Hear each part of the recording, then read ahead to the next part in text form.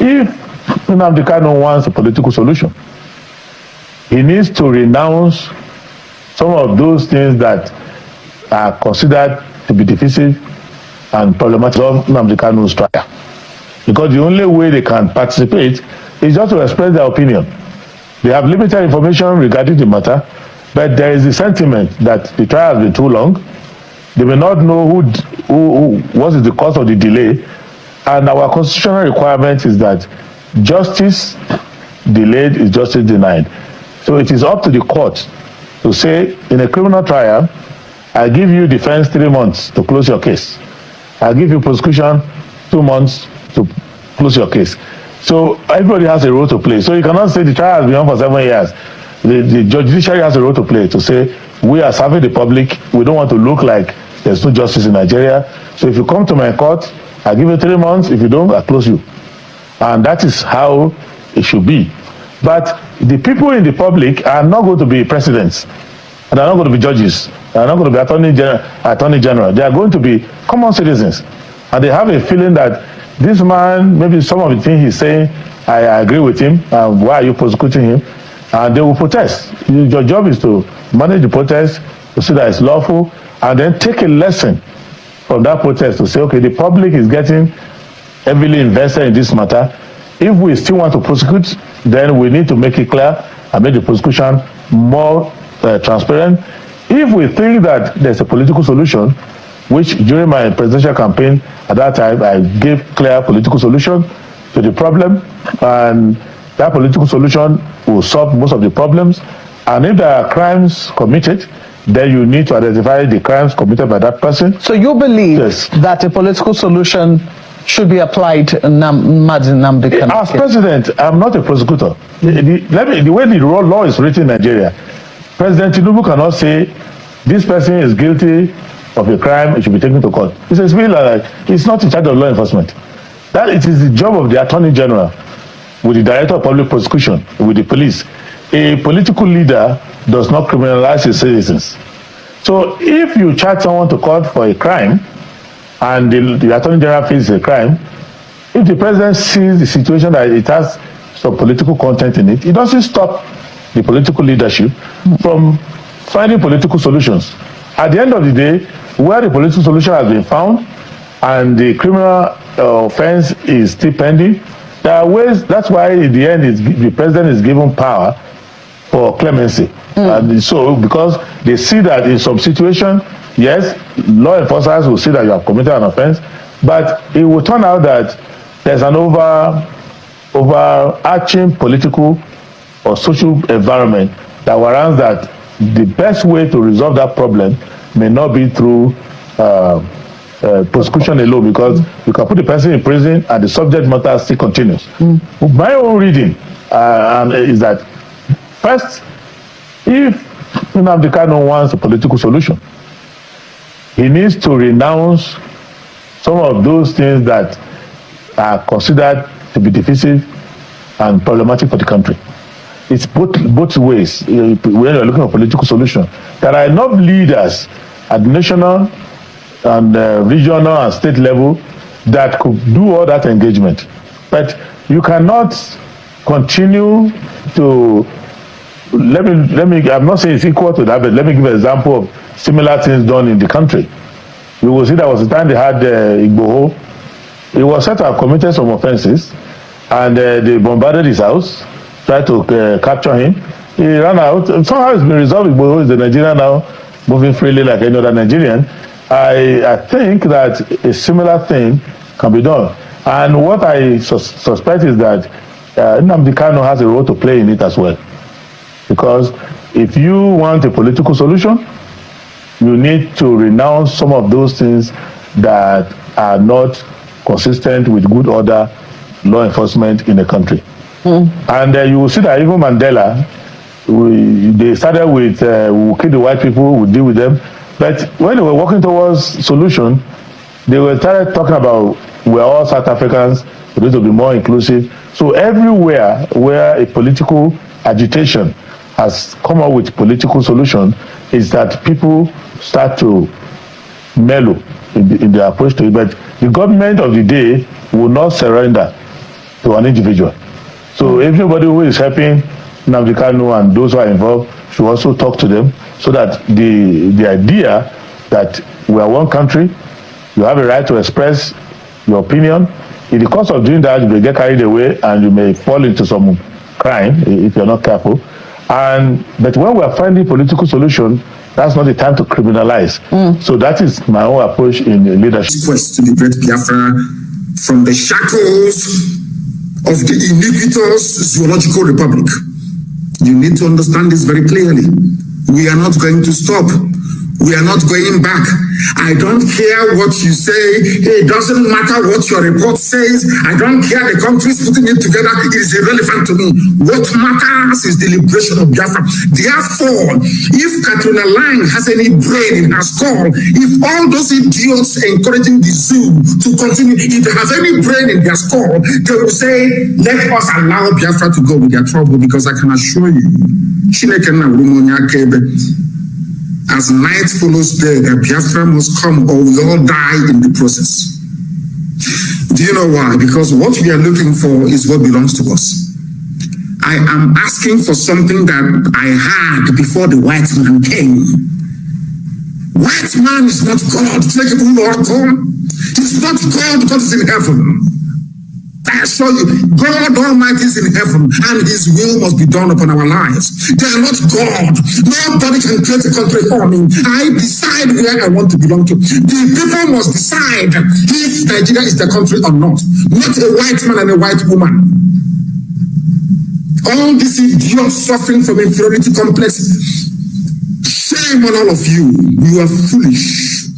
Useless black people, because of your stupidity. That is why Africa is being treated the way it is today, like a trash can, more or less. As Trump said, a shithole. A white man has no business creating country for me, because I am the kind as a black man, I cannot go to Europe to create a country for them. Why then should I allow a white man and a drunken white woman to come to my land to create country for me? If you accept it, you are inferior. If you accept it, you are a nigger. If you accept it, you are stupid. In fact, a gorilla is better than you. A monkey is better than you. That is why they insult you abroad. That is why they kill you, because they look at you as the embodiment of stupidity.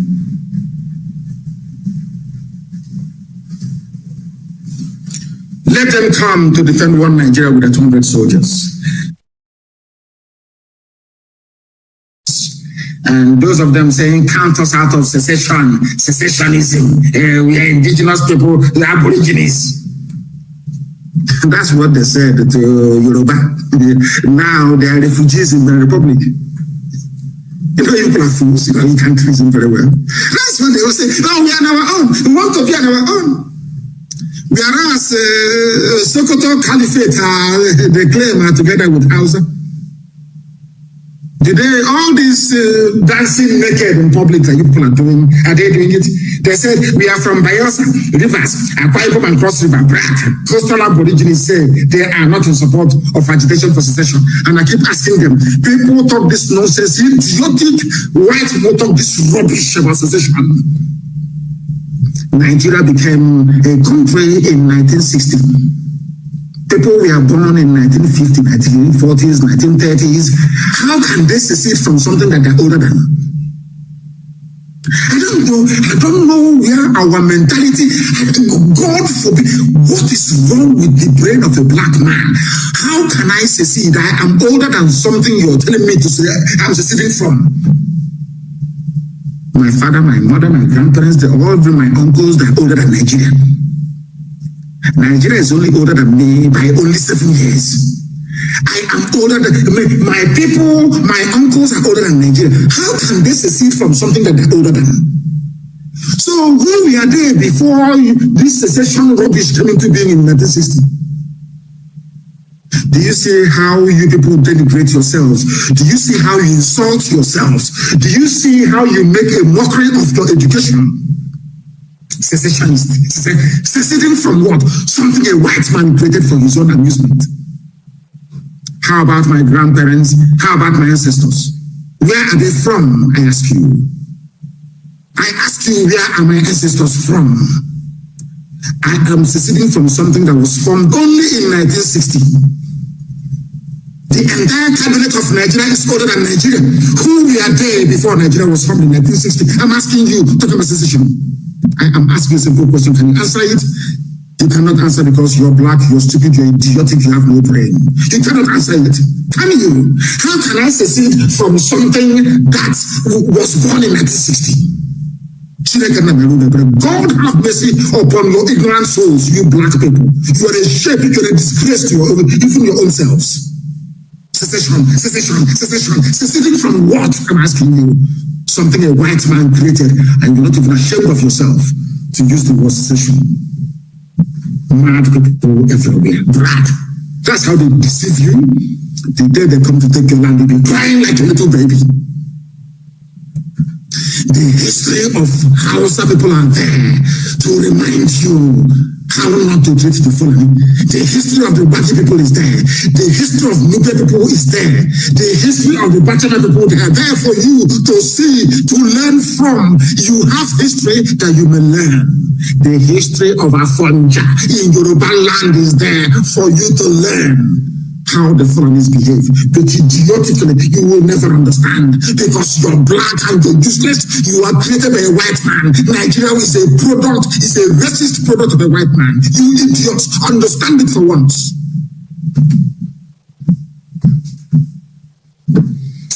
I have a few announcements to make to more than anybody else. Now, if those people they are sending to come down to our land, those 200 soldiers are there to kill their own fellow Fulani heads, but we know they cannot. Have you ever asked yourself, why is it that we know the forest where Fulani headsmen are camped? We know when they are coming to villages to attack. Have you ever asked yourself, a Fulani headsman of over, say, 80 people going into a village to murder people? They are retreating. There are police stations along the way. Have you ever asked, have you zoo people, zoo animals, Nigerians, have you ever asked yourself, why is it difficult for the police or the army to give chase after Fulani bandits and killers, after they must have sacked the village? Why are they not doing it? I don't, sometimes they said God made man in his own image. In other words, giving us the ability to be able to reason and to discern. And I'm asking you this evening, for those who are listening to me, I'm asking you, have you ever actually sat down? It's not difficult. I'm not asking you to do a very difficult analysis of a complex situation or an equation. For instance, ask yourself, this village has been attacked by Fulani. That village, why don't they deploy helicopter gunships to go and look for them? Why have you ever heard before that after an attack on a village by Fulani headsmen, that the police gave them chase on the army? Have you ever heard that before? Simple question. I'm putting this question to all the chief justices and judges of all the Biafran states. Those of you holding Biafrans, sending them to Abuja to be killed by a Fulani Janjaweed. I'm asking you a simple question. All these years you've been hearing about Fulani headsmen attack in this village, in that village. I am asking you. Every time I am asking you, all the time. Every time you hear about all these things, have you ever heard that 82 Division Enugu are now chasing those headsmen that came to Zowan and killed people? Have you ever heard, after the massacre in Bende, that somehow Ohafia mobilized, or OPs mobilized? Have you ever heard that headsmen are being pursued by the army or the police after an attack on a village? It's a simple question. Any day you can get your brain around this. Any day, believe you, any day you sit down and you think about what I've just said now, you hate Nigeria more than I hate Nigeria. A land brimming with hypocrites, unrepentant hypocrites. Unrepentant hypocrites, evil people. Army are busy attacking villagers, defending themselves. None of you can reason. So guys, I always tell them that no matter what they are trying to do, they can never make Nnamdi Kanu renounce Biafra. Nnamdi Kanu have said that, I rather die in detention than be out and Biafra is not yet given. Like, guys, this is to show you that this man is a courageous and a bold man. He does not play with the Southeast. He has always said, I want the Southeast to be liberated. The Southeast are always treated like second-class citizens in their own country. You can imagine that. Anyway, guys, that's all we have for today. Let me know your thoughts below. And also, if you're new to this channel, please do well to hit the subscribe button, like and share this video. So, guys, thanks for watching. I'll see you guys again in my next video.